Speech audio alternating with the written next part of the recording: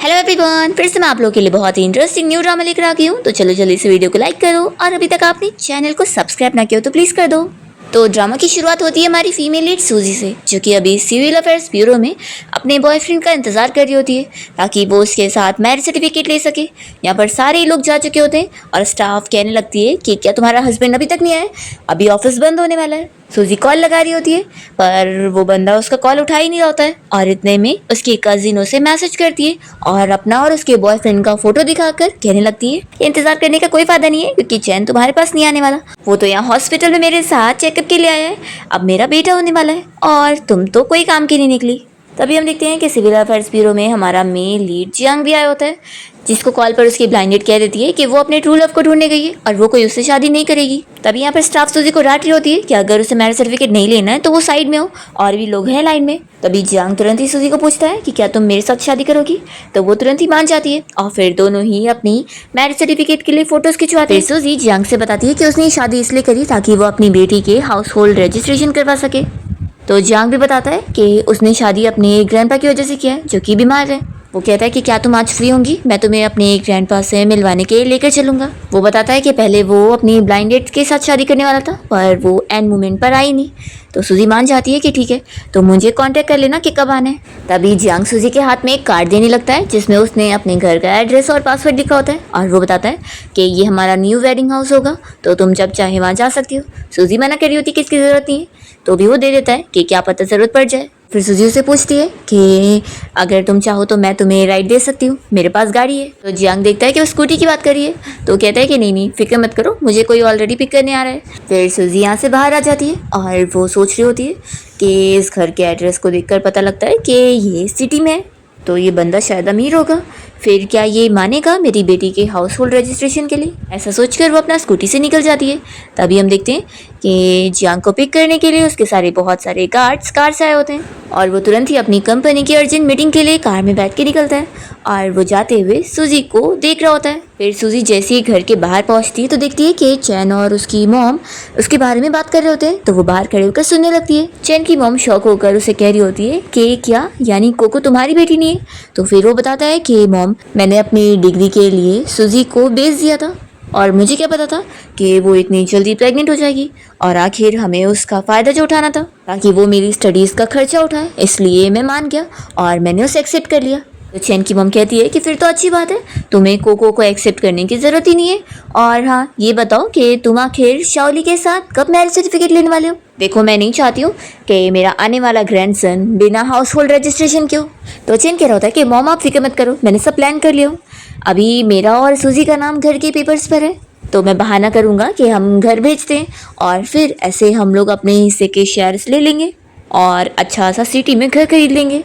सूजी ये सब सुनकर अपसेट हो जाती है और सोचती है कि अब मुझे पता लग रहा है कि वो आखिर मेरे साथ मैरिज सर्टिफिकेट लेने के लिए क्यों नहीं मान रहा था और क्यों आखिर उसने अभी तक मेरी बेटी कोको का बर्थ रजिस्टर भी नहीं करवाया। फिर शाओ गुस्से में घर के अंदर आती है तो चैन और उसकी मॉम चुप हो जाते हैं और यहाँ पर शाओ अपनी बेटी को नूडल्स खाते हुए देखकर पूछती है कि आप लोगों ने इसे ये क्या खाने को दिया है, ये इतना अनहेल्दी है। तो चैन की मॉम बताने लगती है कि कोको खुद ये खाने की जिद कर रही थी। सूजी बताती है कि कल ही मैंने सी फूड ला के रखी थी फ्रिज में, वो आखिर आपने इसे क्यों नहीं दिया? तो जल्दी से फिर चैन बताता है कि अरे घर पे तुम्हारी कजिन आ गई थी घूमने के लिए, तो मॉम ने उसे बना कर दे दी। तो सूजी तुम माइंड नहीं करोगी ना? तो सूजी यहाँ पर गुस्सा अपना कंट्रोल करते हुए अपनी बेटी को ये नूडल्स खाने से उठाती है और वो फिर अपनी बेटी के लिए कुछ हेल्दी जाकर किचन में कुकिंग करने लगती है।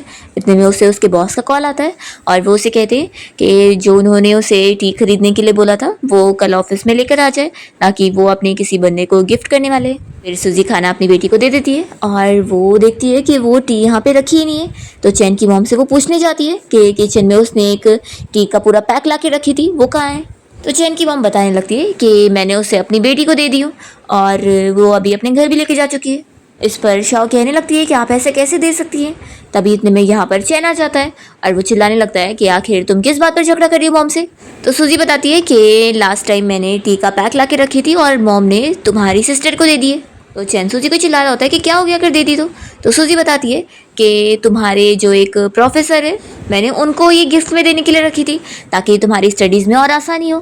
तो चैन अपना फ़ायदा सुनकर फिर अपनी मॉम से कहने लगता है कि आपने गलत करी हो, आप सिस्टर को बोलो कि वो टी का पैक वापस करे। तो उसकी मॉम कह रही होती है कि मैं नहीं मांगूंगी, तो भी चैन कह देता है कि मॉम आपको वापस से वो लाना पड़ेगा। फिर सूजी तो यहाँ खुश हो जाती है। नेक्स्ट मॉर्निंग जब वो यहाँ रूम से बाहर आती है तो उसे टी का पैक मिल जाता है और वो उसे लेकर ऑफिस जाती है। फिर नेक्स्ट सीन में सूजी को जियांग का मैसेज आता है। वो उसे पूछता है कि तुम मुझे अपने ऑफिस का एड्रेस सेंड कर दो, फिर ऑफिस की छुट्टी होती है मैं तुम्हें पिक करने आ जाऊँगा। तो सूजी उससे अपना लोकेशन सेंड कर देती है। इतने में सूजी को फिर अपनी मॉम की भी मैसेज आती है। वो उससे कह रही होती है तुम चैन के साथ अपनी मैरिज कब रजिस्टर करने वाली हो, तुम्हारी और उसकी बेटी इतनी बड़ी भी हो गई है, इस वजह से मैं पूरे होम टाउन में कितनी ज़्यादा शेम फील करती हूँ पता है। तो सूजी सोचती है कि वैसे भी मैरिज सर्टिफिकेट तो ले ही चुकी हूँ, तो क्या फ़र्क पड़ता है कि किसके साथ ली हूँ। वो अपनी मॉम को मैसेज कर देती है कि मैंने मैरिज सर्टिफिकेट ले ली। तो उसकी मॉम खुश हो जाती है कि फिर तो कितनी अच्छी बात है, अब मैं तुम्हारी आंटी का मुंह बंद कर सकूंगी जो कि बस बार बार यही बोलते रहती है कि तुम शादी से पहले ही प्रेग्नेंट हो गई थी। अब अच्छी बात है, अब कोई कुछ नहीं बोल सकता। फिर ऑफिस की छुट्टी के बाद यहाँ पर जियांग सूजी को पिक करने पहुंचता है और उसकी इतनी महंगी कार देखकर वो शॉक होती है और पूछती है कि ये तुम्हारी कार है। तो वो कहता है कि हाँ। तो कहती है कि ये तो कितनी महंगी कार दिख रही है, तो तुम पक्का बहुत ही अमीर होंगे। जियांग कहता है कि इतना भी नहीं, तो तुम फिक्र मत करो। सूजी कहती है कि मेरे कपड़े सही नहीं है ना तुम्हारे ग्रैंडपा से मिलने चलने के लिए। तो जियांग कहता है कि पहले हम लोग ड्रेस स्टोर चलते हैं और तुम्हारे लिए न्यू कपड़े ले लेते हैं। फिर वो यहाँ उसे एक स्टोर में ले आता है और स्टाफ से कह देता है कि सूजी के लिए अच्छे कपड़े और बैग और सैंडल्स वगैरह दिखाने के लिए। फिर इसके बाद सूजी जब यहाँ तैयार होकर आती है तो जियांग तो उसे देखता रह जाता है कि वो कितनी अच्छी लग रही है। फिर सूजी स्टाफ को बोल रही होती है कि वो उसकी जिप बंद करने में हेल्प कर दे। तब यहाँ पर जियांग खुद उसकी हेल्प करने जाता है और कहता है कि ये ड्रेस तुम्हें सूट कर रहा है। फिर इतने में स्टाफ यहाँ पर बिल पे करने के लिए बोलती है तो जियांग उसे अपना कार्ड देने जा रहा होता है। सूजी उसे रोकने लगती है पर वो अपना कार्ड दे चुका होता है। फिर सूजी स्टाफ को बोलकर सारे कपड़ों का जो बिल बनता है वो ले लेती है और देखती है कि ये तो इतना ज़्यादा है, पूरे मेरी आधे ईयर की सैलरी है। तो फिर वो जियांग से कहने लगती है कि ये बहुत ज़्यादा एक्सपेंसिव हो गया ना, क्यों ना हम ये सब रिटर्न कर दें। तो वो कहता है कि बिल्कुल नहीं, और वैसे भी ये मैंने लिया हूँ क्योंकि तुम मेरे ग्रैंडपा से मिलने जा रही हो, तो इसके बारे में इतना मत सोचो, और ये ड्रेस तुम पर सूट भी तो कर रहा है ना, तो अच्छी बात है। तो सूजी फिर उसे थैंक्स बोलती है और जियांग इस रिसिप्ट को डस्टबिन में फेंक देता है और यहाँ सूजी को लेकर हॉस्पिटल आ जाता है। और तभी वो उसे अपना हाथ देता है पकड़ने के लिए और कहता है कि अब हम हस्बैंड वाइफ है। तो वो जैसे ही उसका हाथ पकड़ती है तो फिर वो खुश हो जाता है और फिर उसे अपने ग्रैंडपा के वार्ड में लेकर आता है। और फिर यहाँ पे जियांग अपने ग्रैंडपा को बताता है कि ग्रैंडपा मैं अपनी न्यू वाइफ को लेकर आया हूँ, हम लोग ने अभी मैरिज सर्टिफिकेट ले चुके हैं। तो ग्रैंडपा सुनते के साथ ही फिर सर्टिफिकेट मांगते हैं। तो जियांग सूजी को देने के लिए बोलता है और उन्हें वो अच्छे सर्टिफिकेट दिखाता है कि वो कोई फेक नहीं है, असली उसने मैरिज सर्टिफिकेट लिया है। ग्रैंडपा बहुत ज़्यादा खुश हो जाते हैं और फिर अपने असिस्टेंट को बोलकर सूजी को अपने फैमिली का हेयरलूम वाला ब्रेसलेट दिलवाते हैं, जिसे सूजी पहले लेने से मना कर रही होती है कि कितना महंगा होगा। तो भी यहाँ पर जियांग उसे पहना देता है और कहता है कि ग्रैंडपा की तरफ से तो ले लो।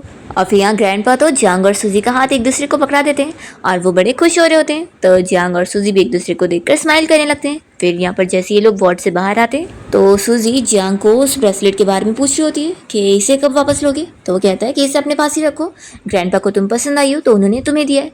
सूजी कहती है कि ठीक है अभी मैं रखती हूँ, जब हमारा डिवोर्स होगा तो मैं रिटर्न कर दूंगी।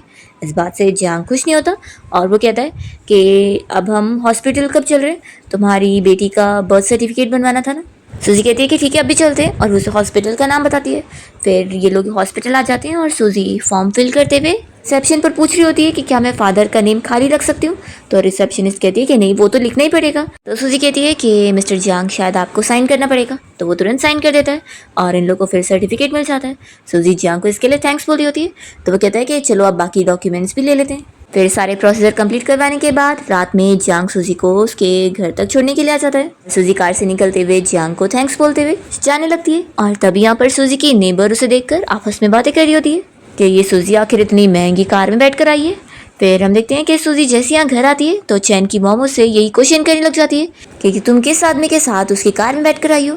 तो सूजी बहाने कर लेती है कि वो मेरा कलीग था, आज हमने ओवर टाइम वर्क कर रहे थे इसलिए मुझे छोड़ने आया था और मैं ओवर टाइम इसलिए कर रही हूँ ताकि फिर मुझे कंपनी से बोनस मिल सके और वो मैं चैन की स्टडीज़ में लगा सकूँ। तो चैन अपनी मॉम से कह देता है कि मॉम आप उस पर शक करना बंद करो, बस उसका कलीग घर ही तो छोड़ने आया था। तो फिर चैन की मॉम एक्सेप्ट कर लेती है कि ठीक है अगर ऐसी बात है तो।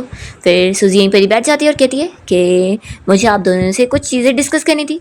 वो बताती है कि मैं इस घर को बेचने का सोच रही हूँ। तो इस पर दोनों ही उसे पूछने लग जाते हैं कि अचानक से वो ऐसा क्यों कर रही है।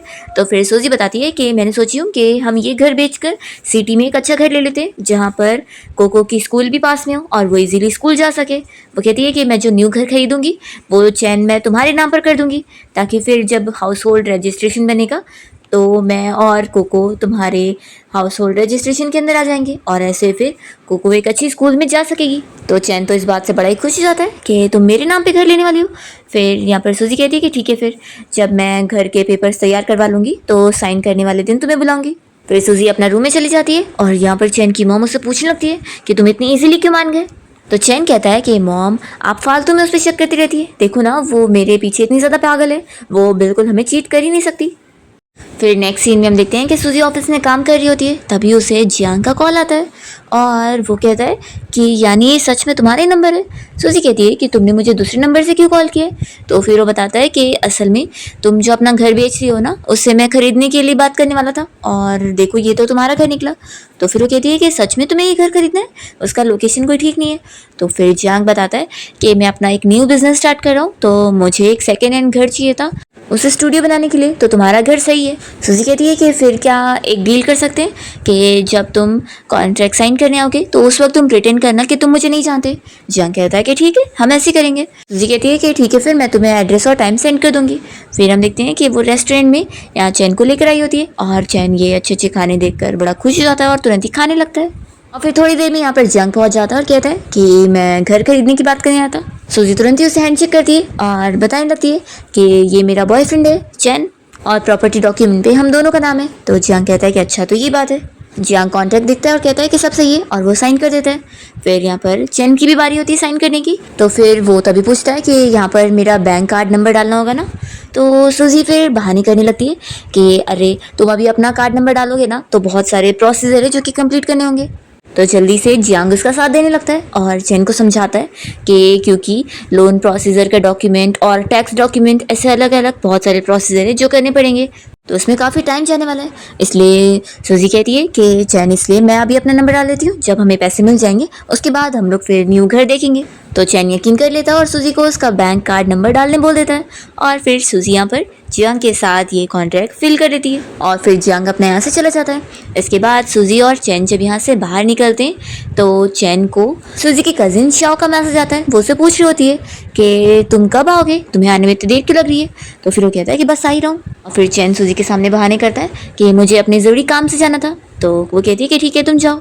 उसके यहाँ से जाते ही जियांग सूजी को पिक करने आ जाता है और कहता है कि कार में बैठो, फिर हम लोग बाकी के प्रोसीजर भी कंप्लीट करने चलते हैं। सूजी जैसी बैठती है तो इससे फिर अपनी कजिन शाओ का मैसेज आता है जो कि उसे बता रही होती है कि चैन मेरे पास आए और वो मुझे न्यू घर दिलाने चल रहा है ताकि मेरे बच्चे और मुझे एक न्यू घर में रहने को मिले।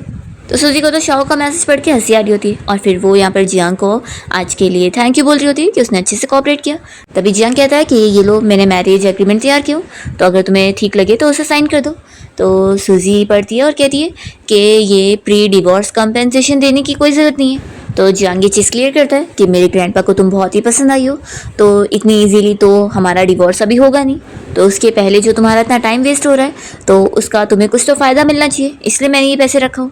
तो शाओ कहती है कि मैं एक सिंगल मॉम हूँ और मेरे हिसाब से तुम्हारी कंडीशन मेरे से ज़्यादा बेटर है, तो मुझे लगता है कि मैं उल्टा तुम्हें हिल्ड बैक कर रही हूँ, तो मुझे ये एक्स्ट्रा कंपेंसेशन की ज़रूरत नहीं है, तो तुम इसे चेंज करो तभी मैं साइन करूँगी। तो जियांग इसके लिए मान जाता है और पूछता है कि अब तुम अपना घर बेच रही हो तो तुम नए घर में कब शिफ्ट होने वाली हो। तो सूजी बताती है कि नेक्स्ट वीक। जियांग कहता है कि ठीक है, फिर अपना लोकेशन सेंड कर देना, मैं तुम्हें पिक करने आ जाऊँगा। तो सूजी कहती है कि नहीं इसकी ज़रूरत नहीं है। तो जियांग कहता है कि नहीं, तुम आखिर अकेली अपनी बच्ची को लेकर कैसे जाओगी, तो मैं आऊँगा तुम्हें पिक करने। तो फिर वो मान जाती है कि ठीक है, थैंक यू तुम्हारी हेल्प के लिए। फिर जियांग बताता है कि वैसे मेरे ग्रैंडपा को भी तुमसे वापस मिलना रहेगा, तो मुझे भी काफ़ी तुम्हारा बार बार टाइम चाहिए हो सकता है। तो सूजी उसके लिए एग्री करती है। फिर इसके बाद सूजी यहाँ पर घर पे अपनी लगेज की पैकिंग वगैरह कर रही होती है, तभी चैन उसे कहने लग जाता है कि क्या तुमने रेंट वाला घर ले लिया हमारे रहने के लिए। तो सूजी उसे चाबी दे देती है और कहती है कि हाँ अभी हमें वहाँ पे शिफ्ट होना है। चैन कहता है कि वैसे जो घर के सारे पैसे हैं वो तुम्हें मिल ही गए होंगे, तो वो तुम मुझे ट्रांसफ़र कर दो ताकि मैं फिर न्यू घर के लिए पैसे दे सकूं। मैंने एक घर सिलेक्ट भी कर लिया, बस पैसे पे करना बचा है। तो सूजी बताती है कि असल में जो ज़्यादा पेमेंट होता है ना इधर से उधर ट्रांसफ़र करने के लिए अपॉइंटमेंट लेना पड़ता है, तो मैंने कल सुबह का अपॉइंटमेंट ले लिया, तो कल सुबह फिर मैं तुम्हारे अकाउंट में पैसे डाल दूंगी। तो चैन और उसकी मॉम बड़े खुश हो रहे होते हैं और फिर चैन शाओ को मैसेज कर रहे होते हैं कि तुम बस अब घर फाइनल कर लो, कल ही हम लोग पेमेंट करने वाले हैं। और सूजी तो बस इन दोनों को फूल बना रही होती है और वो मनी मन खुश हो रही होती है। फिर नेक्स्ट डे लोग टैक्सी में बैठ कर निकल रहे होते हैं। सूजी यहाँ पर लगेज कार में डाल देती है और चैन और उसकी मॉम से कहती है कि इसमें तो जगह ही नहीं बची, तो हम लोग दूसरी टैक्सी से आ जाएंगे। तो चैन और उसकी मॉम फिर टैक्सी से आगे बढ़ जाते हैं और यहाँ सूजी को पिक करने के लिए तो जियांग पहुँच जाता है। और फिर सूजी यहाँ जियांग की कार में बैठने के बाद उसे थैंक यू बोल रही होती है। जब ये लोग कार से जा रहे होते हैं तो उसकी बेटी कोको टैक्सी में चैन और उसकी मॉम को देखकर कहने लगती है कि डैड आखिर उस कार में जा रहे हैं। तभी चैन की मॉम को कोको की आवाज़ आ जाती है और वो चैन से कहती है कि क्या तुम्हें भी कोको की आवाज़ आई उस कार से। तो चैन फिर सामने वाली कार देखता है और कहता है कि मॉम आपको पता भी है वो कितनी महंगी कार है, उसमें बैठने का ना सूजी सपने में भी नहीं सोच सकती, पता है वो इतनी ज़्यादा महंगी है। फिर हम देखते हैं कि चैन और उसकी मॉम यहाँ उस रेंट वाले घर पे पहुँचते हैं और बड़े खुश हो रहे होते हैं। जैसे ये लोग डोर लॉक खोलने की कोशिश करते हैं तो डोर खुल ही नहीं रहा होता है और इतने में उस घर का असली ओनर बाहर निकलता है और इन लोग को चिल्लाता है कि तुम लोग मेरे घर के बाहर क्या कर रहे हो। चैन और उसकी मॉम बताने लगते हैं कि हमने इस घर को रेंट पे लिए। तो वो बंदा इन लोग को चिल्लाता है और सिक्योरिटी गार्ड को बुलवाकर इनके सामान को भी बाहर फेंकवा देता है। तो यहाँ पर ये लोग को शौक लगता है। चैन कहता है कि मॉम सूजी ने हमें फूल बना दी है। और फिर उसके बाद ये लोग अपने न्यू घर में रहने के लिए आ जाते हैं। तो कोको को तो ये बड़ा सा घर बहुत ज़्यादा पसंद आता है। तभी यहाँ पर जियांग इन दोनों के लिए स्लीपर लेकर आता है और वो कोको को अपने ऊपर बैठा कर उसके शूज़ निकाल कर उसे स्लीपर पहना देता है। तभी कोको एक टेडी बियर को उठा लेती है और कहती है कि मुझे बहुत पसंद आया। तो सूजी उसे समझाती है कि दूसरों की चीज़ को ऐसे नहीं लेते। तो यहाँ पर फिर जियांग बताता है कि ये मैंने कोको के लिए खरीदा हूँ और वो फिर उसे बताता है कि तुम्हारे लिए मैंने प्रिंसेस वाला रूम तैयार किया हूँ, तो क्या तुम देखने चलोगी। तो कोको उसे थैंक यू अंकल बोलने लगती है और यहाँ पर जियांग उसे उठाकर लेकर जाता है। तो सूजी बस ये देखती रहती है। फिर यहाँ कोको जब अपने रूम में आती है तो इतने सारे खिलौने और इतना अच्छा रूम देखकर और खुश हो जाती है। और फिर यहाँ सूजी जियांग से कहती है कि मैंने ग्रॉसरी वगैरह लेकर आ गई हूँ, तो मैं खाना बनाती हूँ, हम लोग साथ में खाएंगे। तो जियांग उसको हाँ बोलता है। फिर सूजी यहाँ किचन में कुकिंग कर रही होती है और इतने में उसे चैन का कॉल आने लगता है, तो वो उसका नंबर ही ब्लॉक कर देती है। फिर यहाँ पर चैन अपनी मॉम को बताता है कि मॉम उस सूजी की इतनी हिम्मत हो गई कि उसने मेरा नंबर ब्लॉक करी। फिर वो अपनी मॉम से कहता है कि चलो मॉम अभी इसी वक्त हम लोग पुलिस को चल के उसके बारे में रिपोर्ट करते हैं और उसे अरेस्ट करवाते हैं और उसे वो सारे पैसे रिटर्न करवाते हैं। तो यहाँ पर उसकी मॉम खुश होती है कि हाँ उसे सबक सिखाना ही पड़ेगा। फिर सूजी और जियांग कोको के साथ डिनर करने जा रहे होते हैं और जियांग यहाँ पर अपने खाने में से गाजर को निकाल रहा होता है और तभी सूजी कोको को डांटती है कि ऐसे गाजर नहीं निकालते, उसे खाना पड़ेगा। तो कहती है कि मम्मी सिर्फ मैं ही नहीं निकालती हूँ, देख लो अंकल को भी वो भी निकाल रहे हैं। तो सूजी फिर कोको को बताती है कि तुम्हें पता है अंकल ग्लासेस क्यों पहनते, क्योंकि ये बचपन से ही गाजर नहीं खाते थे, इसलिए देखो इनकी आंखें खराब हो गई। तो जियांग वापस से गाजर को डाल लेता है और वो चुप रह जाता है। इतने में सूजी को कॉल आती है तो वो साइड में जाती है बात करने के लिए। यहाँ पर फिर जियांग कोको को समझाता है कि वैसे तो मेरे जो ग्लासेस है वो कोई नंबर वाले नहीं है, लेकिन हाँ तुम्हारी मॉम ने बिल्कुल सही बोली है कि गाजर खाओगी तो तुम्हारी आंखें और अच्छी होगी। फिर हम देखते हैं कि यहाँ पर सूजी कॉल उठाती है तो पुलिस ऑफिसर उसे बताते हैं कि पुलिस स्टेशन में उसके खिलाफ किसी ने फ्रॉड की रिपोर्ट करवाया, तो उसे अभी इन्वेस्टिगेशन के लिए यहाँ पर आना पड़ेगा। सूजी काफ़ी शौक होती है और वो कहती है कि मैं अभी आती हूँ। फिर वो जियांग और कोको को बताती है कि मुझे अभी ज़रूरी काम से जाना पड़ेगा। तो जियांग कह रहा होता है कि मैं तुम्हारे साथ चलता हूँ। सूजी उसे मना करती है कि नहीं मैं अकेले हैंडल कर लूँगी और वो बिना बताए ही चली जाती है। और फिर जैसे ही सूजी यहाँ पुलिस स्टेशन आती है तो चैन ऑफिसर को बताने लगता है कि यही वो लड़की है जिसने हमारे पैसे लेकर भाग गई है। फिर यहाँ पर सूजी की कजिन शाओ भी उससे बातें सुनाने लगती है कि कजिन तुम कितनी चालाक निकली, तुमने चैन को चीट करके उसके पैसे लेकर चली गई। चैन की मम्मी कहती है कि सूजी तुम्हारे असली रंग तो मैं पहले ही जान गई थी और वही तो अब तुमने दिखा भी दी। फिर यहाँ पर ऑफिसर सूजी से कहते हैं कि उसके ऊपर इल्ज़ाम है कि उसने इन लोगों का घर बेची है और उस पैसे से जाकर दूसरी प्रॉपर्टी खरीदी है। तो सूजी यहाँ पर ऑफिसर ऑफिसर को ये क्लियर करती है कि उसने जो अपना न्यू घर खरीदने के लिए पेमेंट करी है वो खुद के पैसों से करी है और वो खुद लोन भी भर रही है और उसके पास सारे प्रूफ है ट्रांजैक्शन के। तो जल्दी से फिर चैन और शाओ और यहाँ पर चैन की मॉम तीनों मिलकर सूजी के ऊपर इल्जाम लगाने लगते हैं कि ऑफिसर इसकी बातों में मत आओ, ये बहुत ही झूठी है, इसने हमारे साथ फ्रॉड करी है। चैन की मॉम कहती है कि इसने पहले मेरे बेटे को अपने साथ प्यार के जाल में फंसाई और फिर उसे शादी का झूठा दिलासा देकर मज़े से इसने हमारे घर पे खाई भी और सारे मज़े करने के बाद हमारे ही पैसे लेकर कहीं और निकल रही है। और ऐसा बोलकर वो रोने का नाटक कर रही होती है। तो ऑफिसर फिर सूजी से कहते हैं कि उसने जो बोली है कि वो खुद के पैसे से घर खरीद रही है, तो क्या इसका उसके पास प्रूफ है। तो यहाँ पर सूजी कहती है कि हाँ मेरे पास डॉक्यूमेंट है, पर वो देखती है कि उसने तो डॉक्यूमेंट लाई नहीं। तो फिर ये लोग खुश हो जाते हैं और कहते हैं कि देखा ऑफिसर, ये लड़की झूठ कह रही है ना। पर तभी इतने में यहाँ पर जियांग भागते हुए आता है और वो सूजी को सारे डॉक्यूमेंट देता है दिखाने के लिए और बताता है कि इसमें सारे ट्रांसफ़र डॉक्यूमेंट है और सारे प्रॉपर्टी डॉक्यूमेंट है, जिससे प्रूव हो जाता है कि ये प्रॉपर्टी सूजी की है। तो चैन कहता है कि तुम तो वही हो ना जो हमसे हमारा घर खरीदने आए थे। तो यहाँ पर फिर उसकी मॉम कहती है कि अच्छा, तो ये सूजी के साथ मिला हुआ है हमारे साथ ये फ्रॉड करने के लिए, और वो ऑफिसर को बताने लगती है। यहाँ पर जियांग ऑफिसर से कहता है कि आप ठीक से देख सकते हैं, उसमें सील भी है, तो इससे ये प्रूफ होता है कि ये असली डॉक्यूमेंट है। तो ऑफिसर भी मान लेते हैं कि हाँ ये बात सही है कि ये तो मिस सूजी का ही घर है। तो चैन कहने लगता है कि ऑफिसर आप कैसे मान रहे हैं, यही वो बंदा है जो कि मेरा घर खरीदने के लिए आया था और ये उसके साथ मिली हुई है, दोनों मिल के फ्रॉड कर रहे हैं। और वो सूजी को ये भी चिल्लाने लगता है कि एक तो तुमने फ्रॉड भी करी, ऊपर से इस बंदे के साथ मिलकर मुझे चीट कर रही हो। तो सूजी फिर चैन को बताती है कि तुम झूठा नाटक करो ही मत, क्योंकि तुम्हारी शाओ ने मुझे ऑलरेडी मैसेज करके बता चुकी है कि तुम दोनों मिलकर मुझे चीट कर रहे थे और तुम हॉस्पिटल भी गए थे इसके बच्चे का चेकअप करवाने के लिए। तो यहाँ पर फिर ये लोग का मुंह बंद हो जाता है। पर यहाँ पर चैन की मॉम क्या देती है कि हाँ तो क्या, ये सब बकवास करके अब कोई फायदा नहीं है, क्योंकि मेरा ग्रैंडसन आने वाला है और तुम तो अब बस अकेली पड़ जाओगी पैसों की लालची लड़की जिसने एक गरीब बंदा ढूंढ लिया अपने साथ एक्टिंग करने के लिए। तो यहाँ पर फिर चैन भी एडमिट कर लेता है कि हाँ शाओ और मैं एक दूसरे से सच्चा प्यार करते हैं और देख लो तुमने तो एक गरीब बंदा ढूंढी हो जिसके पास कोई पावर भी नहीं है। तो यहाँ पर जियांग उन लोगों से कहता है कि जो तुम लोग अभी चीज़ें बोल रहे हो ना, वो केस से बिल्कुल भी अनरिलेटेड है। वो ऑफिसर से कहता है कि आपको प्रूफ से ये चीज़ क्लियर हो गई ना कि ये डॉक्यूमेंट सूजी के और वो कोई फ्रॉड नहीं करिए। तो ऑफिसर कहते हैं कि हाँ, और वो चैन और उसकी मॉम को चिल्लाते हैं कि उन लोगों ने झूठा इल्ज़ाम लगाए किसी के ऊपर और झूठी रिपोर्ट फाइल करें, तो ये चीज़ अब उनके ऊपर फायर बैक हो जाएगी और उनके ऊपर केस होगा। तो ये सुनते के साथ ही चैन डर जाता है और कहता है कि ऑफिसर हमारी गलती है, हम लोग केस वापस लेते हैं। तो चैन की मॉम अभी भी नहीं चुप होती है और वो सूजी को बातें सुनाने लगती है कि तुम हमारे घर पे जो फ्री का रह रही थी, खा पी रही थी और मज़े कर रही थी, उसका क्या। तो ऑफिसर कह देते हैं कि ये सब चीज़ें बहुत ही अलग है और वो इन लोग को चिल्ला कर जाने बोलते हैं। तो यहाँ पर जियांग खुश होता है और वो सूजी को लेकर फिर बाहर आता है। तभी यहाँ सूजी को ठंडी लग रही होती है, तो जियांग तुरंत ही अपना कोट निकाल कर उसे पहना देता है। तो सूजी उससे कहती है कि तुम्हें कैसे पता कि मुझे डॉक्यूमेंट की ज़रूरत थी और तुम टाइम पर लेकर आ गए। तो फिर वो बताता है कि तुम मुझे अपसेट दिख रही थी, तभी मैं समझ गया था कि ज़रूर ऐसे ही कुछ हुआ है। तो सूजी उसे थैंक्स बोलती है और फिर जियांग एक टैक्सी रोकता है और सूजी को बताता है कि चलो घर चलते हैं, आज जल्दी जल्दी में आया तो मैंने ड्राइव करके नहीं आया। फिर यहाँ सूजी और जियांग को टैक्सी में बैठकर जाता हुआ देखकर शाओ कहने लगती है कि देख लो चैन, तुम्हें छोड़ने के बाद उसने कैसा गरीब लड़का ढूंढी हुई है जिसके पास खुद की कार भी नहीं है और पता नहीं क्या खुश हो रही है वो। तो यहाँ पर चैन की मम्मी कहने लगती है कि देखा, मैंने बोली थी ना कि ये सूजी बहुत ही अनलकी है, देखा इसकी लाइफ कितनी ख़राब है। तो चैन कहता है कि मॉम उसे छोड़ो भी, आपको तो खुश होना चाहिए कि आपका ग्रैंडसन आने वाला है और जल्दी हमारे अच्छे दिन शुरू हो जाएंगे, फिर देखना वो खुद हमारे पास भीख मांगने के लिए आएगी। तभी इतने में चैन की मॉम उसे पूछने लगती है कि क्या सूजी को पता लग गया कि कोको तुम्हारी बेटी नहीं है, इसलिए ही तो नहीं वो अचानक से इतनी ज़्यादा रूथलेस हो गई, नहीं तो हुआ क्या होगा। तो ये सुनकर शाओ कहती है कि क्या, यानी वो चैन की बेटी नहीं है, फिर भी वो इतना ज़्यादा अकड़ रही है, रुको मुझे इस बारे में आंटी को बताना होगा। और फिर देखना आंटी जब सूजी को फोर्स करेगी ना तो सूजी चैन के सारे पैसे रिटर्न कर ही देगी।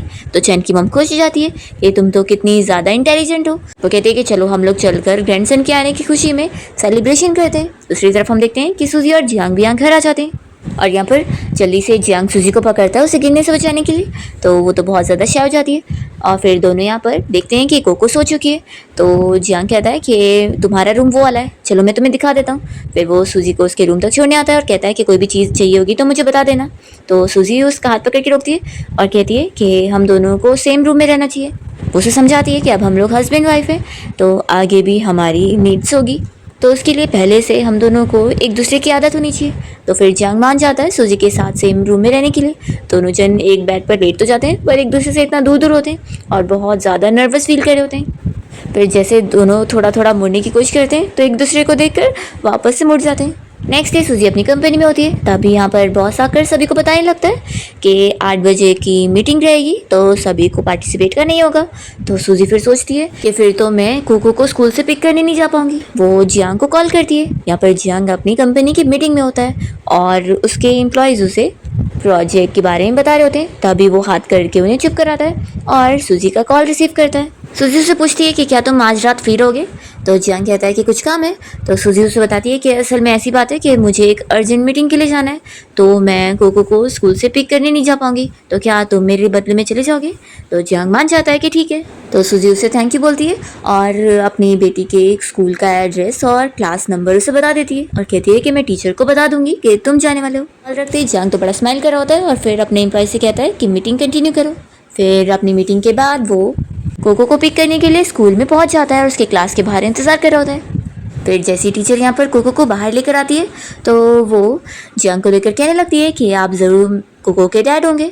तो कोको बताती है कि ये तो मेरे अंकल है। तो फिर टीचर कहती है कि सॉरी, आप लोग इतने ज़्यादा मिलते हैं ना तो मुझे गलतफहमी हो गई। फिर यहाँ से जियांग कोको को उठा के लेके जा रहा होता है और टीचर सोच में होती है कि वैसे तो दोनों बिल्कुल सेम दिखते हैं। फिर सूजी जब घर आती है तो उसका सर दुख रहा होता है। तो यहाँ पर जियांग तुरंत ही उसे पानी निकल कर देता है। सूजी पूछती है कि क्या तुम मेरा इंतज़ार कर रहे थे। तो फिर जियांग बताता है कि तुम्हें आने में लेट हो गया तो कोको सो नहीं रही थी तो मैं उसे सुलाने में ही लगा था और अब वो फाइनली सोई है। सूजी कह रही होती है कि सॉरी, मेरी वजह से तुम्हें इतना परेशान होना पड़ा। तो वो पूछता है कि तुमने कुछ खाई कि नहीं। तो सूजी बताती है कि उसने बस थोड़ा सा कुछ खाई थी। जियांग कहता है कि तभी तो तुम बीमार फील कर रही हो, रुको मैंने कुछ बनाया हो तो तुम खा लो। वो सूजी को खाने के लिए निकाल कर देता है और कहता है कि टेस्ट करके बताओ कि ये सही है कि नहीं। तो फिर सूजी पुरानी चीज़ याद करने लगती है और हमें फ्लैशबैक में दिखाते हैं कि पहले कभी जैसे वो ओवर टाइम करके घर आती है तो उसकी ऐसी बॉडी पेन हो रही होती है और उसके सामने चैन तो मज़े में अपना खाना खा रहा होता है और उसे उल्टा बातें सुना रहा होता है कि उसने प्रॉमिस करी थी कि वो कुछ अच्छा खाने को बनाई थी और क्या चालू मालू सा बना कर गई थी। सूजी ये याद कर रही होती है और यहाँ पर फिर जियांग को खाना टेस्ट करके बताती है कि बहुत ही अच्छा बना है। तो जियांग खुश होता है। फिर नेक्स्ट हम देखते हैं कि कंपनी का बॉस सारे एम्प्लॉयज़ को बता रहा होता है कि कंपनी इंस्पेक्शन के लिए लीडर्स आने वाले तो वो लोग अपना वर्क स्टेशन पूरा क्लीन रखे। तो यहाँ पर फिर सूजी की कलीग उसे कहने लगती है कि हमें बार बार ये सब इसलिए करवाया जाता है ताकि फिर एक अच्छा बायर आकर कंपनी को खरीद ले। तो फिर सूजी पूछती है कि कंपनी तो अच्छी चल रही है ना, तो बॉस क्यों बेचना चाह रहे हैं। तो फिर उसकी कलीग उसे रीज़न बताने लगती है कि एक बड़ा शेयर होल्डर है जो इन्वेस्टमेंट करना चाहता है तो इस वजह से। और हम देखते हैं कि इस कंपनी में इन्वेस्ट करने वाला न्यू बॉस कोई और नहीं बल्कि जियांग होता है। कंपनी के लोग उसे पूरी डिटेल्स वगैरह बता रहे होते हैं और इतने में जियांग सूजी को देख लेता है। पर सूजी जब उसे देखने जाती है तब तक वो जा चुका होता है और वो बस उसे पीछे से देखती है तो पहचानती ही नहीं है। फिर जियांग रुककर कंपनी के डायरेक्टर से कहने लग जाता है कि कंपनी में सारे एम्प्लॉयज़ को ओवर टाइम वर्क ना करवाया जाए और वो ऐसा ऑर्डर इसलिए देता है क्योंकि कल सूजी का ओवर टाइम करने के बाद कितना सर दर्द हो रहा था। फिर नेक्स्ट सीन में हम देखते हैं कि यहाँ बॉस आकर सभी को बताता है कि अब हमारी कंपनी का न्यू बॉस आ चुका है और उसका न्यू रूल है कि आप सभी को ओवर टाइम वर्क नहीं करना है, तो ऑफिस की छुट्टी होते ही टाइम पर सब अपने घर चले जाना। तो ये सुनकर तो सारे एम्प्लॉयज़ यहाँ पर शॉक रह जाते हैं और सूजी की कलीग को भी गुस्सा आ रही होती है कि ये न्यू बॉस तो और भी ज़्यादा ख़राब निकला, हमें ओवर टाइम वर्क नहीं करने देगा, यानी कि हमें घर जाके काम करना है, तो क्या इलेक्ट्रिसिटी बिल हमें ही तो भरना है ना, वो कौन सा भरेगा। फिर सूजी ऑफिस से घर आने के बाद काम कर रही होती है तो फिर यहाँ पर जियांग उसके लिए फ्रूट्स लेकर आता है और पूछता है कि क्या हुआ, बहुत सारा काम है जो तुम घर पे ओवर टाइम कर रही हो। तो सूजी बताती है कि हाँ, एक्स्ट्रा काम बचा है, अब कंपनी में एक न्यू बॉस आ गया है और उसने मना कर दिया है कि हम कंपनी में ओवर टाइम नहीं कर सकते, तो देख लो अब मुझे घर पे आके करना पड़ रहा है क्योंकि ये डॉक्यूमेंट कल तक उन लोगों को चाहिए भी। सच में ये नया बॉस तो बिल्कुल भी इंसान नहीं है। तो जियांग तो अपनी बुराई सुनकर चुप रह जाता है और कहता है कि मैं तुम्हारे लिए पानी भी लेकर आता हूँ और वो जल्दी से चला जाता है। तो सूजी सोच पड़ जाती है कि उसे क्या हुआ। नेक्स्ट डे फिर यहाँ पर सूजी की कंपनी में उसका बॉस यहाँ पर सारे एम्प्लॉयज़ को बताने लगता है कि आज कंपनी की तरफ से उन लोग को पार्टी है तो सभी को पार्टी में चलना पड़ेगा। सूजी फिर वापस से जियांग को कॉल करती है और उसे कहती है कि क्या तुम आज फिर से मेरे लिए कोको को पिक कर लोगे, मैं आज फिर से नहीं जा पाऊंगी। फिर हम देखते हैं कि जियांग अपनी मीटिंग खत्म करने के बाद अपने असिस्टेंट को भी आज जल्दी छुट्टी दे देता है, तो असिस्टेंट खुश होता है। और फिर जियांग वापस से जब कोको को स्कूल से पिक करने जाता है तो वो बहुत खुश हो जाती है कि अंकल आप फिर से मुझे पिक करने आए। यहाँ पर जियांग उससे बताता है कि असल में तुम्हारी मॉम कंपनी के डिनर के लिए गई है, इसलिए मुझे आना पड़ा। कोको कहती है कि वैसे आप बिल्कुल मुझे मेरे डैड की तरह लगते हो। जियांग कहता है कि तुम्हें ऐसा क्यों लगता है, तो फिर कोको बताती है कि सारे बच्चों को उनके डैड पिक करने आते हैं पर मेरे डैड तो आज तक नहीं आए। लेकिन देखो अंकल, आप रोज़ मुझे पिक करने आते हो और रोज़ मेरे लिए अच्छी अच्छी कोल्ड ड्रिंक्स लेकर आते हो, तो आप बिल्कुल मेरे डैड हुए ना। तो जियांग कहता है कि फिर तो तुम मुझे डैड बुला सकती हो। तो कोको खुश हो जाती है और उसे डैड बोलकर फिर उसके साथ जाती है।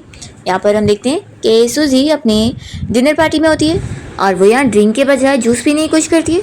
तो उसका बॉस उससे मना करता है कि कम से कम आज तो वो उन्हें रिस्पेक्ट दे दे और ड्रिंक कर ले। तो फिर सूजी को ड्रिंक करना पड़ता है जिसमें कुछ मिला हुआ होता है। दूसरी ओर हम देखते हैं कि जियांग घर पे कोको को सुलाने के लिए कहानी सुना रहा होता है और वो सूजी को मैसेज भी करता है कि वो अभी तक आई नहीं, तो उसका कोई रिप्लाई नहीं आता। दूसरी ओर हम देखते हैं कि सूजी अब काफ़ी नशे में हो गई होती है और उसका बॉस उस पर नज़र रखा होता है। सूजी जैसे यहाँ से वॉशरूम जाती है तो वो भी उसके पीछे जाता है। फिर हम देखते हैं कि यहाँ वॉशरूम में सूजी का बॉस जैसे उसके पास आने को करता है तो वो उसे रिस्पेक्ट में रहने बोलती है। तो फिर वो उसको चिल्लाने लगता है कि फिर वो उसे कोई भी प्रोजेक्ट नहीं देगा और उसका बहुत ही नुकसान करवा देगा। हम देखते हैं कि जियांग यहाँ पर सूजी को ढूंढते हुए रेस्टोरेंट में पहुंच जाता है और देखता है कि सारे लोग पार्टी से जा चुके होते हैं। इतने में दो वेटर यहाँ पर बातें कर रहे होते हैं कि वॉशरूम में एक ओल्ड मैन किसी लड़की को परेशान कर रहा है। तो ये सुनकर जियांग जल्दी से देखने जाता है। यहाँ पर ये सूजी का बॉस उसे कह रहा होता है कि देखो, मैंने सुना हो कि तुम्हारे हस्बैंड के साथ शायद झगड़ा चल रहा है, तभी तुम अपनी बेटी को लेकर अकेली हो। देखो, मेरा भी मेरी वाइफ के साथ डिवोर्स होने वाला है, तो तुम मुझे क्यों नहीं शादी कर लेती। ऐसा बोलकर वो उसे टच करने की कोशिश करता है। तो सूजी उसे चिल्ला रही होती है कि छोड़ो मुझे। इतने में यहाँ पर जियांग पहुँच जाता है और वो इस बंदे को मार के सूजी से दूर करता है। फिर ये बंदा कहने लगता है कि मिस्टर जियांग, आप यहाँ पर। सूजी बेहोश होने लगती है तो जियांग उसे उठा लेता है और उसे लेकर जाने लगता है। यहाँ पर ये बंदा उसे कहता है कि सॉरी मिस्टर जियांग, मुझे नहीं पता था कि ये आपकी पर्सन है। तो जियांग उसे किक करता है और सूजी को लेकर चला जाता है और फिर वो सूजी को अपने घर ले आती तुरंत ही गार्ड को फैमिली डॉक्टर को कॉल करने बोलता है। फिर जियांग सूजी को यहाँ रूम में लेकर आ जाता है और वो ऑलरेडी इतने नशे में होती है। तो फिर वो कहता है कि बस थोड़ा सा इंतज़ार कर लो, डॉक्टर अब भी पहुँच जाएगा। तभी इतने में वो उसे पकड़ती है और वो उसके नेक पर की तिल देख लेती है जो कि उसी मैन पर थी जिसके साथ उसने 5 साल पहले भी नाइट स्पेंड करी थी और वो कोई और नहीं बल्कि जियांग ही था। पर ये बात जियांग को भी नहीं पता होती है और यहाँ पर सूजी फिर उसे किस करने लगती है तो जियांग उसे रोक ही नहीं पाता। इतने में डॉक्टर की बाहर से आवाज़ आती है तो जियांग जल्दी से दूर होता है और डॉक्टर को अंदर आने बोलता है। और फिर डॉक्टर यहाँ सूजी को चेक करने के बाद बता देता है कि वो बस बहुत ज़्यादा ड्रंक हो गई है, इसलिए बस उसे हैंगओवर ड्रिंक पिला दो तो वो ठीक हो जाएगी। तो फिर जियांग कहता है कि कहीं उसकी ड्रिंक में कुछ वैसी वाली मेडिसिन तो नहीं मिली थी। तो डॉक्टर बताता है कि नहीं, बस उसने थोड़ी स्ट्रॉन्ग पावर वाली ड्रिंक पी ली है इस वजह से। फिर वो चला जाता है। फिर नेक्स्ट मॉर्निंग जियांग यहाँ पर कोको को ब्रेकफास्ट करवा रहा होता है और वो उसे थैंक यू डैड बोलती है। पर जैसे यहाँ पर वो सूजी को देखती है तो फिर उसको दिखाने के लिए थैंक यू अंकल बोलती है। फिर सूजी भी आके बैठ जाती है और वो जियांग के नेक पर निशान देखकर याद कर लेती है कि कल रात उसने उसे किस करी थी। फिर वो उसे कल रात के बारे में बोलती है। तो जियांग ये सुनते के साथ ही नर्वस हो जाता है और उसके मुंह से पानी गिर जाता है। फिर जियांग इस बारे में सूजी से पूछता है कि क्या तुम फ्राइडे को फ्री रहोगी, मुझे अपने ग्रैंडपा को तुम्हें मिलवाने के लेकर चलना था, वो तुम्हें मिस कर रहे हैं। सूजी एग्री करती है। तब यहाँ पर कोको कहने लगती है कि क्या मैं भी साथ चलूँ। तो जियांग कहता है कि हाँ ज़रूर चलो। तो सूजी कहती है कि कहीं कुछ प्रॉब्लम तो नहीं होगी। तो वो कहता है कि फिक्र मत करो, मेरे ग्रैंडपा को बच्चे बहुत पसंद है तो उन्हें तो कोको और पसंद आएगी। तो ये सुनकर कोको बहुत ज़्यादा खुश हो जाती है। फिर नेक्स्ट टाइम देखते हैं कि सूजी की कलीग उसे बताने लगती है कि उनका जो पुराना बॉस था उसे कंपनी से फायर कर दिया गया, वो भी कल रातों रात। तो सूजी कहती है कि आखिर क्यों। तो कलीग बताती है कि उसने शायद हमारे न्यू बिग बॉस से पंगा ले लिया इस वजह से। और ये बाकी कलीग यहाँ पर आपस में खुश हो रही होती है कि कितना अच्छा है, बड़ा एरोगेंट रहता था और कल पार्टी में भी बहुत ज़्यादा ही बदतमीजी कर रहा था। फिर यहाँ पर न्यू सुपरवाइज़र आता है और वो बताने लगता है कि एक पोजीशन खाली है जो कि सभी को अपनी मेहनत से जीतना होगा, तो कौन कौन अप्लाई करना चाहता है। तो यहाँ पर फिर सूजी भी इस पोजीशन के लिए अप्लाई कर रही होती है। तो यहाँ पर उसका एक कलीग उसे बातें सुनाने लगता है कि वो अभी ज़्यादा एक्सपीरियंस भी नहीं है, तो कंपनी का बजट संभालने की पोजीशन वो कैसे हैंडल करेगी। सूजी कहती है कि उसके लिए एक्सपीरियंस की ज़रूरत नहीं होती बल्कि इंटेलिजेंस की ज़रूरत होती है। यहाँ पर वो अपने राइवल से कह देती है कि मैं अपने मेरिट के दम पर देखना पोजीशन के लायक बनूंगी। फिर यहाँ पर सूजी की कलीग उससे इस बारे में डिस्कस करने लगती है कि उसे इस अपॉर्चुनिटी को गिव अप कर देना चाहिए, क्योंकि इसमें ऑलरेडी वो लिंगोंग फाइट कर रहा है और वो इतनी आसानी से हार नहीं मानेगा। तो इसलिए सूजी की कलीग चाह रही होती है कि वो इस मैस में ना पड़े। सूजी कहती है कि इसे मैस में पढ़ना नहीं बोलते हैं बल्कि इसे खुद के लिए फाइट करना बोलते हैं। अगर मुझे प्रमोशन मिलती है तो फिर मेरी सैलरी डबल हो जाएगी और मैं ये अपॉर्चुनिटी को ऐसे नहीं खो सकती। फिर हम देखते हैं कि सूजी यहाँ से गुजर रही होती है तो वो लिंगोंग और उसके फ्रेंड को आपस में बातें करते हुए सुनती है। तो वो तुरंत ही रिकॉर्डर चालू कर देती है। यहाँ पर ये लोग आपस में लिंगोंग से पूछ रहे होते हैं कि सूजी आखिर बजट मिनिस्टर की पोजीशन के लिए अप्लाई कर चुकी है और वो उससे टक्कर वाला फाइट करने वाली है। तो लीन लोगों से कह रहा होता है कि तुम लोग फिक्र मत करो, मैंने ऑलरेडी सुपरवाइज़र को अपनी तरफ करके रखा हूँ और वो मुझे ही वोट करने वाला है। तो इन लोग की बातें रिकॉर्ड करके खुश हो जाती है कि अब वो लोग बचने वाले नहीं है। दूसरी ओर हम जियांग को देखते हैं, उसका असिस्टेंट उसे इस कंपनी की सारी डिटेल इन्फॉर्मेशन बता रहा होता है कि वहाँ पर अब न्यू बजट मिनिस्टर की पोजीशन के लिए सिलेक्शन होने वाला है और ये सारे एम्प्लॉयज़ ने अप्लाई करें। तो इसमें सूजी का भी नाम होता है। तो ये देखकर जियांग खुश होता है और कहने लगता है कि मुझे पूरे होल प्रोसेस की डिटेल चाहिए। तो असिस्टेंट कहता है कि बॉस आखिर आप इस छोटी कंपनी की इतनी सारी डिटेल क्यों पता कर रहे हैं, आप तो बहुत सारी कंपनी में इन्वेस्टमेंट करते हैं और ये तो बहुत ही छोटी कंपनी है। तो जियांग सूजी की फ़ोटो दिखाकर कहता है कि उसकी वजह से। तो असिस्टेंट कहता है कि अच्छा तो मैडम भी इस पोजीशन के लिए अप्लाई कर चुकी है, फिर आप उन्हें हेलो बोलने नहीं चलेंगे। जियांग कहता है कि नहीं, मुझे यकीन है कि वो अपनी एबिलिटीज़ के दम पर खुद सिलेक्ट हो सकती है। जियांग बस एक चीज़ करता है, वो अपने असिस्टेंट को ये मैसेज पहुंचाने के लिए बोल देता है कि वो लोग इस कंपटीशन को फेयरली करें और कोई भी एम्प्लॉयज़ के साथ गलत नहीं होना चाहिए। फिर ऑफिस से छुट्टी होने के बाद जियांग घर पे जब जाता है तो वो कोको के लिए बहुत सारे गिफ्ट लेकर गया होता है। तो वो तो बहुत ज़्यादा हैप्पी हो जाती है। सूजी कहती है कि इन सब की क्या ज़रूरत थी, तो कहता है कि नहीं, मुझे ये सब देना था कोको को। नेक्स्ट टाइम देखते हैं कि यहाँ पर आज सिलेक्शन का लास्ट फाइनल रिजल्ट वाला दिन होता है। तो यहाँ पर सूजी की कलीग उसे कह रही होती है कि मुझे यकीन है देखना तुम ही जीतोगी। पर यहाँ पर उसका राइवल तो बड़ा खुश होता है कि वो उसे हरा के रहेगा। फिर सूजी डायरेक्टर के ऑफिस में जाती है और कहती है कि मुझे आपसे ज़रूरी बात करनी है और फिर उसे वही रिकॉर्डिंग सुना देती है जिसमें साफ साफ लिंगोंग अपने सारे फ्रेंड्स के सामने डायरेक्टर का ही नाम ले रहा होता है कि वो उसके साथ मिला हुआ है और वो उसी को ही वोट देने वाला है। तो सूजी उसे कह रही होती है कि मुझे यकीन है कि अब आप फेयरली ट्रीट ही करोगे और वो बाहर चली जाती है। तो इस डायरेक्टर को सूजी के ऊपर गुस्सा आती है, पर इतने में इसे फिर जियांग के असिस्टेंट का कॉल आ जाता है और वो इसे सारे रूल्स वगैरह समझा देता है। और फिर डायरेक्टर बाहर आने के बाद सभी से कहता है कि बजट मिनिस्टर का सिलेक्शन हो गया और वो एम्प्लॉय का नाम बताता है कि वो कोई और नहीं सूजी है। तो सारे एम्प्लॉयज़ यहाँ पर शॉक रह जाते हैं, खास करके वो लिंगोंग कि वो कैसे हार गया। यहाँ पर डायरेक्टर कह देता है कि सूजी अब तुम अपने न्यू ऑफिस में शिफ्ट हो जाओ। तो यहाँ पर लिंगोंग फिर उस डायरेक्टर से बात करने के लिए उसके पीछे जाता है और उससे ऑफिस में आकर चिल्लाने लगता है कि तुमसे तो मेरी डील हो गई थी ना और तुमने कहा था कि तुम मुझे सिलेक्ट करोगे, तो आखिर ये सब क्या है अब। तो फिर वो कहता है कि ये सब तुम्हारा ही काम है, तुमने आखिर ऐसी हरकतें क्यों करी मेरा नाम लेने वाली। अब देखो उसने सब रिकॉर्ड कर ली थी और उसने आकर मुझे धमकी दी कि अगर मैंने फेयरली सिलेक्ट नहीं किया तो फिर मैं भी जाता जॉब से और तुम भी। तो ये सुनकर लिंगोंग को भी गुस्सा आती है कि सूजी तो कितनी ज़्यादा चालाक है, लेकिन अगर अब वो बजट मिनिस्टर बन गई है तो फिर तो मेरे सारे अच्छे दिन खत्म हो जाएंगे। तो फिर डायरेक्टर कहता है कि तुम डर क्या रहे हो और फिर ये दोनों सूजी के खिलाफ कुछ प्लानिंग करने लगते हैं। दूसरी तरफ हम देखते हैं कि सूजी को यहाँ पर जियांग का मैसेज आता है। वो उसे कहता है कि मैं कोको को पिक करके फिर तुम्हारे पास आ जाऊँगा और फिर हम हॉस्पिटल चलेंगे। जब ये लोग हॉस्पिटल पहुँचते हैं तो जियांग फिर कोको से कहने लगता है कि आज तुम अपने ग्रेट ग्रैंडपा से मिलने वाली हो, तो एक्साइटेड हो। तो कोको कहती है कि हाँ मैं बहुत ज़्यादा खुश हूँ। तो यहाँ पर फिर जियांग कोको का भी हाथ पकड़ता है और सूजी का भी पकड़ता है और दोनों को साथ लेकर अंदर वार्ड में आता है। फिर यहाँ पे ग्रैंडपा कोको से मिलकर खुश होते हैं और पूछते हैं कि ये बच्ची कौन है। सूजी फिर उन्हें बताने वाली होती है, पर इतने में जियांग उसे रोक कर अपने ग्रैंडपा को बताता है कि ये मेरी और सूजी की बेटी है। ग्रैंडपा कहते हैं कैसे कैसे। तो फिर यहाँ पर जियांग ने बहाना बना दिया होता है कि कुछ साल पहले से मैं और सूजी साथ थे, तो फिर हमारे बीच में कोई मिसअंडरस्टैंडिंग हो गई थी तो इस वजह से। लेकिन फिर जैसे मुझे पता लगा कि सूजी और मेरी बेटी है तो मैंने फिर तुरंत ही इसके साथ मैरिज सर्टिफिकेट ले लिया। सूजी ये सब सुनकर सोच रही होती है कि ये तो झूठ को भी ऐसे बोल रहा है जैसे कि सच है। तब यहाँ पे ग्रैंडपा गुस्सा करने लगते हैं कि फिर आखिर तुम मेरी ग्रैंड डॉटर को और जल्दी घर क्यों नहीं लाए थे। तो यहाँ पर सूजी मन में सोचती है कि देखा, ओल्ड पीपल को फूल बनाना इतना भी आसान नहीं होता। तो फिर जियांग कहता है कि ग्रैंडपा उस टाइम पर आपकी कंडीशन कितनी ज़्यादा क्रिटिकल थी और उस वक्त मैं आपको आपकी ग्रेट ग्रैंड डॉटर के बारे में बताता तो आप शॉक हो जाते और कहीं सदमे में चले जाते। तो फिर ग्रैंडपा हंसने लगते और कहते हैं कि मेरी ग्रेट ग्रैंड डॉटर तो कितनी ज़्यादा प्यारी है और ये बिल्कुल वैसी ही दिख रही है जैसे तुम बचपन में थे। लेकिन फिर वो गुस्सा करने लगते हैं कि तुमने इतनी बड़ी बात मुझसे छुपाए हुए थे, तुम्हें मैं इतनी आसानी से माफ़ नहीं करूंगा। ऐसा बोलकर वो उसे डंडे से डराते हैं। तो जियांग मान लेता है कि हाँ ग्रैंडपा मेरी गलती है। फिर यहाँ पे ग्रैंडपा तो कोको से मिलकर इतने खुश हो रहे होते हैं, उससे बातें कर रहे होते हैं और कहने लगते हैं कि देखो अचानक से मैं तुमसे मिल रहा हूँ और मैंने तुम्हारे लिए कोई गिफ्ट भी एडवांस में खरीद के नहीं रखा। फिर वो अपने हाथ में जो रिंग पहने होते हैं वही कोको को दे देते हैं और कहते हैं कि तुम्हारा गिफ्ट है। तो यहाँ पर सूजी फिर जियांग से कहती है कि वो कोई एक्सपेंसिव चीज़ तो नहीं है। तो जियांग कहता है कि फिक्र मत करो, ग्रैंडपा को कोको पसंद आई है तो उसे दे दिए तो क्या हो गया। तो सूजी उससे कह रही होती है कि लेकिन तुम्हें तो पता है ना कि ये तुम्हारी बेटी नहीं है। तो फिर वो कहता है कि नहीं, तुम याद रखो कि अब से कोको तुम्हारी और मेरी बेटी है। फिर यहाँ पर कोको बताने लगती है कि मॉम डैड ग्रैंडपा मुझे न्यू नेम देना चाह रहे हैं और फिर यहाँ पे ग्रैंडपा वो नेम बता रहे होते हैं। तो सूजी एग्री करने लगती है कि हाँ हम नेम चेंज कर सकते हैं। और फिर यहाँ ग्रैंडपा से मिलने के बाद जियांग सूजी और कोको को लेकर चला जाता है। फिर यहाँ पे ग्रैंडपा इतने खुश होते हैं कि अपने असिस्टेंट से कहने लगते हैं कि मैं अपनी न्यू विल तैयार करना चाहता हूँ और इसमें मैं अपनी ग्रैंड डॉटर के नाम पर भी बहुत सारे शेयर्स करना चाहता हूँ।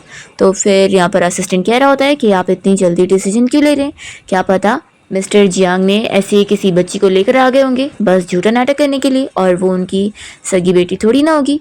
तो ग्रैंडपा कहते हैं कि मुझे नहीं लगता कि जियांग मुझसे झूठ बोल रहा होगा। तो भी यहाँ पर उनका असिस्टेंट उन्हें समझाने लगता है कि आखिर इनहेरिटेंस की बात है तो उन्हें थोड़ा सोच समझ के डिसीजन लेना चाहिए। तो ग्रैंडपा कहते हैं कि अगर वो मेरी रियल ग्रेट ग्रैंड डॉटर नहीं भी है ना तो भी मैं उसे देना चाहता हूँ। असिस्टेंट कहता है कि क्या मैं आपके लिए उस बच्ची का सीक्रेटली डीएनए टेस्ट करवाने के लिए भेजूं ताकि फिर आपको सच पता चल सके। ग्रैंडपा कहते हैं कि ये सब की कोई ज़रूरत नहीं है, मुझे जियांग पे ट्रस्ट है और हाँ मेरे लिए तुम क्यों इतने सारे डिसीजन ले रहे हो। तो फिर असिस्टेंट तुरंत ही माफ़ी मांगता है और कहता है कि ठीक है मैं तुरंत ही लॉयर को बुला देता हूँ विल बनवाने के लिए। फिर रात में जब कोको सो जाती है तो सूजी यहाँ लिविंग रूम में आती है। जियांग उससे फिर पानी देता है और उससे पूछता है कि आज मेरे जो ग्रैंडपा कह रहे थे उस बारे में तुमने क्या सोची हो। सूजी कहती है कि अच्छा कोको का नाम चेंज करने की, हाँ कर सकते हो, फिर जब हमारा डिवोर्स हो जाएगा तो मैं वापस से चेंज कर लूँगी, कोई प्रॉब्लम नहीं है। तो यहाँ पर जियांग तो डिवोर्स का सुनकर शॉक हो जाता है। सूजी उसे कहती है कि हमारी तो यही डील हुई थी ना। तो फिर वो इस बारे में बात करने जाता है कि तब इतने में कोको की आवाज़ आती है। तो सूजी कहती है कि लगता है वो जाग गई है, मैं उसे सुला के आती हूँ। तो यहाँ पर फिर जियांग तो अपसेट हो जाता है। दूसरी तरफ हम चैन को देखते हैं जो कि शाओ को अपने घर ला चुका होता है और शाओ से कह रही होती है कि अभी उसके और ट्रीटमेंट के लिए 20,000 लगने वाला है हॉस्पिटल में। तो फिर ये सुनकर ये शॉक हो रहा होता है कि इतने सारे पैसे। तो वो कहती है कि क्या तुम्हें अपने बच्चे को अच्छे से ट्रीट नहीं करना है, ऐसे कैसे तुम बोल रहे हो। तो यहाँ पर फिर चैन की मॉम उसे पैसे के रिलेटेड पूछने लग जाती है कि उसकी क्या स्कॉलरशिप अभी तक मिली नहीं है। चैन बता रहा होता है कि उसने अपने पेपर को 4 से 5 बार रिवाइज करवा चुका है पर सब रिजेक्ट हो गई। तो वो बहुत परेशान हो रहा होता है कि मॉम मुझे समझ नहीं आ रहा है कि अब पैसे कहाँ से इंतजाम करूँ। तो यहाँ पर शाओ कहती है कि लेकिन कुछ तो कुछ सॉल्यूशन निकालना पड़ेगा ना। तभी इतने में चैन की मॉम कहती है कि मेरे पास एक आइडिया है, क्यों ना हम लोग सूजी के पास जाए। तो चैन पीछे मुड़ता है और अपनी मॉम से कहता है कि मॉम आप पागल हो गई हो, देखा नहीं था पिछली बारी वो हमें कैसे ट्रीट करी थी और वो मुझे इग्नोर कर रही है। तो फिर इसकी मॉम कहती है कि माना वो तुम्हें इग्नोर कर रही है लेकिन कोको तो है ना और उसकी नज़रों में अभी तुम कोको के असली डैड हो। हमें सच पता है लेकिन उसे तो नहीं पता। तुम उससे पैसे मांगो और बोलो कि अगर उसने पैसे नहीं दी तो तुम कोको की कस्टडी के लिए फ़ाइट करोगे, फिर देखना वो कैसे पैसे देती है। तो ये कहता है कि मॉम ये सही रहेगा। तो उसकी मॉम समझाती है कि चुपचाप जैसा बोल रही हूँ वैसे ही करो, नहीं तो फिर तुम क्या चाहते हो कि शाओ यहाँ पर ऐसे सफ़र करे और उसका आने वाला बेबी भी, और ऊपर से हम भी तो कितना सफ़र कर रहे हैं ना, और क्या तुम्हें भी ऐसी लाइफ जीनी है। तो चैन मान जाता है कि ठीक है मॉम आप जैसा बोल रही हो मैं वैसे ही करने वाला हूँ। फिर नेक्स्ट मॉर्निंग हम देखते हैं कि जियांग ऑफिस में होता है, तभी उसका असिस्टेंट उसके लिए कॉफ़ी लेकर आता है। तो यहाँ पर जियांग उससे पूछता है कि क्या तुम्हारी शादी हो गई है। तो असिस्टेंट बताता है कि बॉस अभी तो मेरी गर्लफ्रेंड है और हम लोग ने डिसाइड करें हैं कि न्यू ईयर के बाद हम शादी करेंगे। जियांग कहता है कि तुम मुझे बताओ कि अगर कोई पर्सन को किसी के साथ रहने की आदत हो जाए, उस पर्सन से दूर जाने की वो सोच भी ना सके, तो इसका क्या मतलब है। तो उसका असिस्टेंट कहता है कि बॉस आपको फिर तो प्यार हो गया। असिस्टेंट कहता है कि बॉस मैं आपको बताता हूँ कि मैंने अपनी गर्लफ्रेंड को परस्यू करने के लिए पहले कौन सा मूव यूज़ किया था, और वो था उसे अच्छा खाना खिलाने का, वो भी खुद बनाकर। फिर नेक्स्ट मॉर्निंग जियांग ने यहाँ पर सूजी के लिए बहुत सारे अच्छे ब्रेकफास्ट बनाया होता है। वो ये देखकर कहती है कि आज इतना सारा। तो कहता है कि हाँ मैं जल्दी उठ गया था। सूजी ब्रेकफास्ट करके उसकी तारीफ करती है कि उसने तो और भी अच्छा बनाया है। सूजी कहती है कि कोको को स्कूल से पिक करने के लिए मुझे तुम्हारी आज भी हेल्प चाहिए होगी क्योंकि अभी मुझे मीटिंग के लिए जाना है। तो वो मान जाता है कि ठीक है। तो कोको तो फिर बहुत ज़्यादा हैप्पी हो जाती है कि आज डैड फिर से मुझे स्कूल से पिक करने वाले हैं। फिर यहाँ पर सूजी जियांग को थैंक्स बोल रही होती है। तो फिर वो कहता है कि क्या तुम फ्यूचर में ऐसे थैंक्स वगैरह बोलना कम करोगी, हम फैमिली है, हमारे बीच में इतना पोलाइट होने की ज़रूरत नहीं। तो यहाँ पर फिर कोको भी कहती है कि हाँ हम लोग फैमिली है। तो सूजी भी स्माइल करने लगती है। फिर इसके बाद सूजी जब अपने कंपनी आती है तो वो जियांग की कही हुई बातों के बारे में सोच रही होती है। इतने में चैन इससे यहाँ मिलने आया होता है और सूजी जैसे ही उसे देखती है तो वो जल्दी से सिक्योरिटी गार्ड के पास जाती है और कहती है कि ये पागल बंदा यहाँ कंपनी में घुसा है, इसलिए इसे अंदर मत आने देना, नहीं तो ये फालतू में लोगों को परेशान करेगा। ऐसा बोलकर वो अंदर चली जाती है और फिर सिक्योरिटी गार्ड चैन को बाहर ही रोक लेता है, उसे अंदर आने नहीं देता। तो चैन को बहुत ज़्यादा गुस्सा आती है कि ये सूजी मुझे अवॉइड कर रही है, रुको अब मैं इसकी बेटी के पास जाऊँगा। और फिर चैन जब तक यहाँ स्कूल पहुँचता है कोको को लेने के लिए, तभी वो देखता है कि कोको को तो ऑलरेडी यहाँ जियांग लेने आ चुका होता है और कोको से कह रही होती है कि डैडी आज आपने मेरे लिए कैंडी नहीं लेकर आया। तो वो कहता है कि रोज़ रोज़ कैंडी नहीं खाते। तभी कोको उसे ड्राइंग दिखाने लगती है और कहती है कि देखो डैडी आज मैंने आपकी भी ड्राइंग बनाई हो। तो वो उसकी तारीफ करता है और उसे उठा के फिर लेके जाता है। यहाँ पर ये सब देखकर चैन को तो बहुत गुस्सा आती है कि उसका प्लान खराब हो गया। फिर चैन जब घर पहुँचता है तो उसकी मॉम पूछने लगती है कि वो सूजी से मिला। तो चैन चिल्लाता है कि क्या मिला, उल्टा वो तो मुझसे छुपी बैठी हुई है और अपनी बेटी को भी उस मैन के जरिए प्रोटेक्ट कर रही है। मुझे तो लगता है कि वो पहले से ही उस मैन के साथ हुकअप करके हम लोगों को सारी प्लानिंग के साथ फंसाई हुई थी। तो ये लोग पूछते हैं कि कौन सा मैन। तो फिर बताता है कि लास्ट टाइम वही जो उस दिन पुलिस स्टेशन में आया था। तो यहाँ पर चैन की मम कहने लगती है कि सूजी इतनी ज़्यादा चालाक कैसे बन गई। तभी यहाँ पर शाओ कहती है कि कोई बात नहीं, इस बार तो मेरी मॉम ने बोली है प्रेगनेंसी का सारा कॉस्ट वो हैंडल कर लेंगी और वो मेरे बेबी के आने की खुशी में एक बड़ी पार्टी रखना चाहती है। तो चैन और उसकी मॉम बड़े खुश हो रहे होते हैं और शाओ ने प्लानिंग करी होती है कि वो सूजी को उस पार्टी में छोड़ने वाली नहीं है। फिर नेक्स्ट सीन में हम देखते हैं कि सूजी की मॉम उसे कॉल करती है और उसे बताती है कि उसकी आंटी ने एक डिनर पार्टी रखी है और उसे भी बुलाई है। तो सूजी कह रही होती है कि मॉम मेरा जाने का मन नहीं है। तो फिर उसकी मॉम कहती है कि उसे चलना पड़ेगा, उसकी आंटी ने इंसिस्ट करी है कि वो भी आए और मॉम कह रही होती है कि अपने साथ चैन को भी लेकर आना। तो सूजी इस बारे में बताना चाह रही होती है पर फिर वो नहीं बता पाती। कॉल रखने के बाद यहाँ पर जियांग उसके लिए कैक्टस लेकर आया होता है और वो कहता है कि तुम इसे कंप्यूटर के सामने रखना। सूजी मान जाती है और यहाँ पर इस ट्रिक को भी जियांग के असिस्टेंट ने उसे सिखाया होता है कि दूसरा उसे सूजी को अपनी प्रोटेक्शन फील करवानी है और उसे कोई चीज़ गिफ्ट करना है ताकि वो जब भी उस चीज़ को देखे तो हमेशा उसे याद करे। फिर सूजी बताती है कि कल उसकी आंटी ने उसे डिनर पार्टी पे बुलाई है तो उसे जाना पड़ेगा। तो वो कल फिर से कोको को स्कूल से पिक कर ले। जियांग मान जाता है और कहता है कि लेकिन तुम पार्टी में जा रही हो तो क्या तुम्हें अपने हस्बैंड की ज़रूरत नहीं पड़ेगी, तो तुम मुझे नहीं लेकर जाओगी। तो फिर सूजी बताती है कि अभी मैंने अपनी मॉम को सब बताई नहीं हूँ। तो वो कहता है कि ठीक है, जब तक तुम बताओगी नहीं तब तक मैं इंतज़ार करता हूँ। फिर नेक्स्ट डे सूजी कंपनी में होती है और वो कैक्टस को देखकर जियांग के बारे में सोच रही होती है। और दूसरी तरफ हम देखते हैं कि जियांग तो कोको को पिक करने गया होता है। तभी वो उसे बताने लगती है कि मम्मी ग्रैंड पेरेंट्स के घर पे गई है, लेकिन मम्मी जब भी वहाँ से आती है तो वो अपसेट होती है। दूसरी ओर हम देखते हैं कि सूजी की मॉम जब यहाँ पार्टी में पहुँचती है तो वो चैन को देख कर कहती है कि तुम पहले ही आ गए, लेकिन अभी तो सूजी नहीं आई ना। तभी यहाँ पर शाओ कहने लगती है कि आंटी लगता है आपको पता ही नहीं है। वो उन्हें सब झूठ झूठ बताने लगती है कि सूजी ने ही पहले चैन को चीट करी और इस वजह से चैन ने पहले उसे बहुत बर्दाश्त कर लिया और अब उसे छोड़ भी चुका है और वो जो कोको है वो उन दोनों की बेटी है ही नहीं। तो यहाँ पर सूजी की मॉम कहती है कि कुछ भी मत बोलो, सूजी ऐसा नहीं कर सकती है। तो यहाँ पर फिर आंटी कहने लगती है कि मेरी बेटी बिल्कुल सही बोल रही है, चैन के साथ सूजी ने पहले ये सब करी है इसलिए उसने उसको छोड़ दिया। चैन भी यहाँ पर कहने लगता है कि हाँ ये लोग सब सही कह रहे हैं। तो यहाँ पर सूजी की मॉम को शौक लग रहा होता है। इतने में सूजी यहाँ पहुँचती है और कहती है कि मॉम सॉरी, मुझे ट्रैफिक की वजह से लेट हो गया। तो उसकी मॉम उसे पूछ रही होती है कि मुझे सच बताओ कि चैन ने अभी जो भी बोला है वो सब झूठ है ना।